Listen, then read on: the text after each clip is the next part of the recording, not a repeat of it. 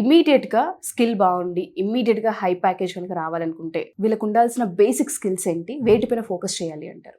So high packages above 7 lakhs ఎంత level పెట్టుకున్నా కూడా ఆ హై ప్యాకేజ్ కి సిస్టమ్ ఆర్కిటెక్చర్ ఒకటి తెలియాలండి. Next data structures and algorithms, ఇవి రెండు ఇంపార్టెంట్ అనమాట. ఇవి రెండిట్లో స్ట్రాంగ్ గా ఉంటే గనక హై ప్యాకేజెస్ దేన్నైనా క్రాక్ చేయడానికి ఈజీ అవుతుంది. అట్లా అంటే రెగ్యులర్ ప్రిపరేషన్ కి ఒక 10 times ఎక్స్ట్రా కష్టపడాలి దీని మీద. కానీ హై ప్యాకేజెస్ అన్నప్పుడు మాత్రం data structure and algorithms, system architecture related బాగా ఫోకస్డ్ గా నేర్చుకోవాలి.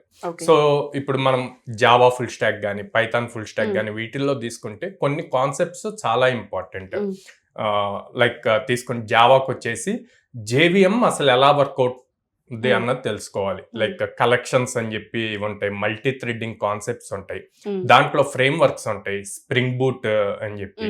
సో ఇలాంటి ఫ్రేమ్ వర్క్స్ అన్ని కూడా అడ్వాన్స్డ్ లెవెల్ ఎలా వర్క్ అవుతుంది, ఈ ఫ్రేమ్ వర్క్స్ నేర్చుకొని ఇంప్లిమెంట్ చేయాలి అంటే అసలు ఎక్కడ implement, A type of problem statement వచ్చినప్పుడు ఇంప్లిమెంట్ చేయాలి అన్నది తెలియాలంటే సిస్టమ్ ఆర్కిటెక్చర్ కూడా క్లియర్ గా తెలియాలి, ఎలా డిజైన్ చేసుకోవాలి ఏంటి ఎంటైర్ ప్రాజెక్ట్ ని.